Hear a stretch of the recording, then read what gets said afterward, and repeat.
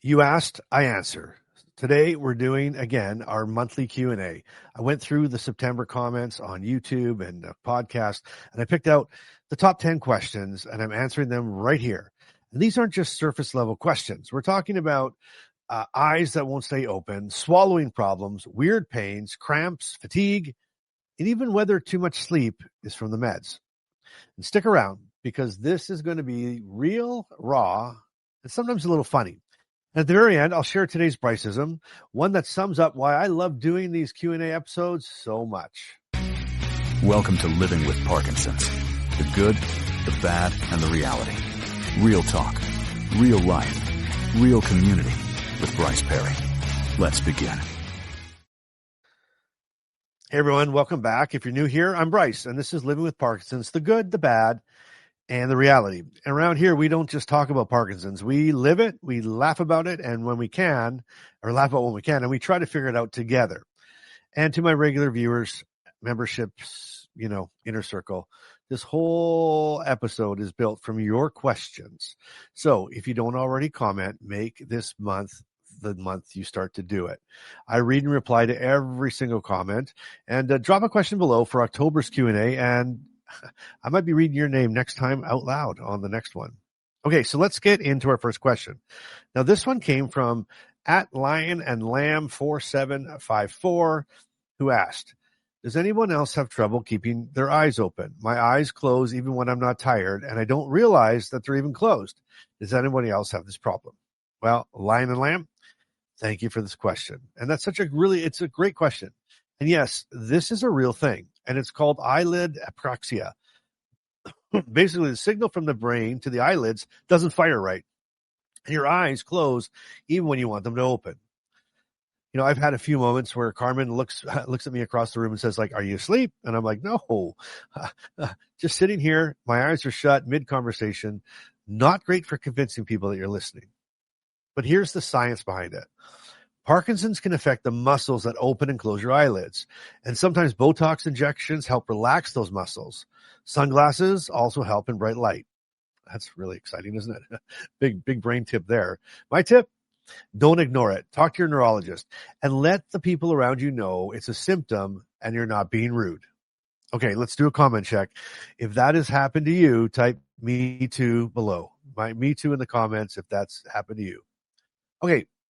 Moving along, the next one is from @McCarran, who wrote, I choke on saliva, water, and pills. Is this another brain-to-body signal misfire? Well, McCarran, thank you for this. And yes, it is a common problem called dysphagia. Parkinson's can weaken or slow the muscles that help you swallow. So food and liquid don't always go down the right way. Once I tried to swallow water and it shot right back out my nose. Right? It's gross. Carmen laughed and I coughed for like 10 minutes, and it turned into one of those moments where you laugh and you cry all at the same time. Tips? Well, work with a speech therapist who specializes in swallowing. They can teach you safe swallowing techniques.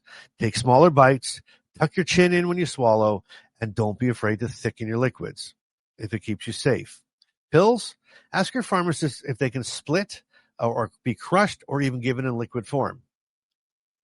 And if you ever had that awful cough choke combo, back McCarran up in the comments. Say, been there, been there, been there. Okay, moving along. This one is from Noel LIG4152, who said, you're all thinking ahead for everything. How do you do it? Well, thank you. Another great question. The truth is, Parkinson's forces you to think ahead. I can't just wing it anymore. For example, if I've got a meeting or a road trip, I have to plan my meds, my snacks, even bathroom stops. Carmen has this just-in-case bag, meds, tissue, water, even snacks. It's like being Mary Poppins for Parkinson's. Tips? Keep a small kit with meds, water, and maybe even a protein bar. Build habits, like always keep extra meds in your car or your spouse's purse or your partner's purse. And don't be afraid to cancel or reschedule if your body just says not today. Now, if Parkinson's has turned you into a planner type, planner in the comments. And if you got a hack for planning ahead, share it in the comments so we can all steal it. Okay? Okay, here's a practical question from Analga 5932 and Analga 5932 who said, looking for the tracker you mentioned. Oh my God. And thank you. If you're talking about the fatigue tracker I showed in the video, fatigue is one of the hardest things to explain because people can't see it. I built that tracker to help show the ups and downs on paper, and people can see that one day I'm drained by noon, another day I'm making it until dinner, and it makes the invisible visible. So tips, I track my energy on a 1 to 10 scale a few times a day.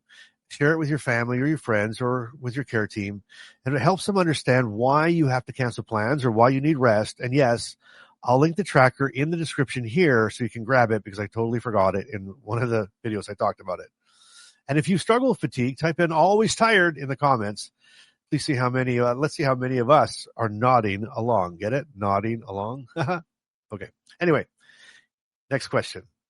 And this one is from New Life Puppets 607 who said, I love the names. I love you guys come up with the great names.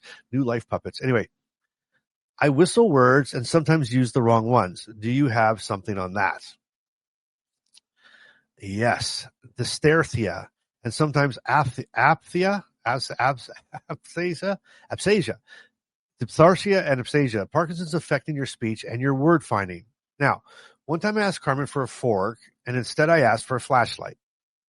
She just looked at me and said, well, are you eating dinner or do you want to go camping or are we eating in the dark? What do you need the flashlight for? Ha ha ha. Well, science says this. Parkinson's affects the muscles that help you form words and the brain circuits that find the right one. So tips, speech therapy, it helps. It helps especially programs like LSVT Loud. Practice speaking slowly and clearly. I need to take my own lesson here, right? And don't be afraid to laugh when it comes out wrong. It's better than just getting embarrassed. Okay? So let's hear it in the comments. What's the funniest word mix-up you've had? Share it so we can all get a laugh. Okay, moving along. This one's powerful. Now, this was Christine Miller, 2238, who wrote this. I had random pains diagnosed as a fibromyalgia, right? And I can't help but wonder if it was really Parkinson's. Well, Christine, thank you for that. That's such a real question. Like, pain can show up years before diagnosis, and sometimes it gets mislabeled as something else. I had shoulder pain that I thought was a pulled muscle. Looking back, maybe it was even early Parkinson's sign. There is a test for that, though, and you can get it done. It's one of the things that they actually ruled out fibromyalgia from me by taking what I call the shock test. It's not a fun test, but there is a test that you can get and you can check it out. Okay. And tips like here's the tip for this one. Don't settle for it's just this. If it doesn't feel right, keep a symptom diary, push for answers. And if you're still in that wondering phase, drop still wondering in the comments. If you have something that you're not sure if it's Parkinson's or something else. The bottom line on this one, though, is talk to your doctor. If there's a test that they can do to see if they can rule something out, that way you can get the best treatment for what it really is. Because if it's not due with your Parkinson's, then maybe there is something else you can do, whether it be physiotherapy or something, other type of medication that can help with that. Make sure you talk to your doctor. And if you didn't already and you're wondering if you have fibromyalgia, ask for the test. There is one. All right. Here's another pain-related question. This one came from SW Rush Gary, so like Southwest Rush Gary, who wrote, weird pain in my palms and thighs, plus tremors and cogwheeling, but no diagnosis yet. What do you think? Well, Gary, thank you for trusting me with this. Now, I can't diagnose, but here's what I can say. Unusual pain plus tremors and cogwheeling is worth getting checked by a movement disorder specialist. It really is. Here's my tip for you, though. Write it down. Patterns matter. When it started, what triggered it, what makes it better, and what makes it worse. That helps doctors piece it together. And Gary, I hope you keep pushing for those answers. And if you've ever been stuck in that, is this Parkinson's or not stage? In the comments, how about waiting? Okay, here's a surprising one from @HoganK9B who asked this. Haven't you become extra sensitive to smells again? Now, most people lose their smell, right? Their sense of smell with Parkinson's. Me, I've never lost mine yet. And sometimes it feels stronger. You know, there are days when Carmen's perfume hits me like a freight train. I love it. But wow. And I've walked into a room and said, like, what smells funny when no one else even notices? Here's some tips. Pay attention to changes in your senses. They can be early clues, and let your doctors know even if it seems minor. All right, let's vote in the comments. Type lost it if you lost your smell, right? Or super nose if it feels stronger. And let's see which camp wins. Okay? Lost it if you lost your sense of smell, or super nose if it feels stronger. All right, here's the next one. This one is from Kirk Messick, 1943, who asked, pretty severe cramps in my calves, feet, and occasionally my abdomen. Most of the time when my legs are elevated. Is anybody else having these? Well, Kirk, simple answer, yes. You're not alone. Cramps and dystonia are common in Parkinson's. I've had calf cramps at night so bad that I thought I tore something.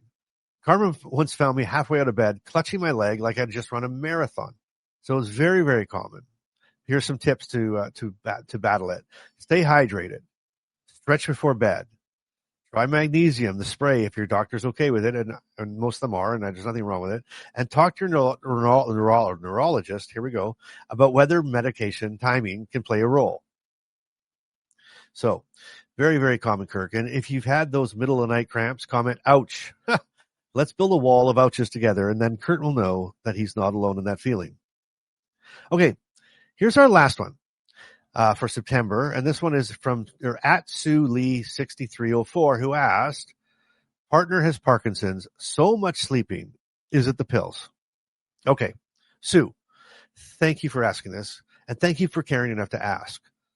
Sleep changes are very common in Parkinson's, and yes, some medications do make it worse. I've dozed off sitting straight up on the couch, and Carmen has photographic evidence, unfortunately. So some of the things you can do is keep track of your sleep patterns. If it's constant and extreme, talk to your doctor. And sometimes a med adjustment will just help that. And for care partners, give yourself grace. It's hard when your partner seems like they're always sleeping. And so you just have to give yourself grace and give them grace. And here's my ask. If you're a care partner watching, type care partner in the comments. And let's recognize you because you play such an important role and you deserve a great big thank you for that. You see what I mean? These questions are gold. They prove that we're all just trying to figure this out all together as we go. You know what I do have? I do have a price system for you on this one. With Parkinson's, the questions never stop, but neither do the answers. Not if we just keep talking about them together. There you go. Now it's your turn. Which of these 10 questions hits home for you? And what do you want answered in October's Q&A? Drop it in the comments. You never know. I might be reading your name out loud next month. All right, hit subscribe if you haven't already, because this is just the beginning. And if you're ready to go deeper, check out the Inner Circle. The link's in the description below, and that's where we share our wins, our wobbles, and everything in between.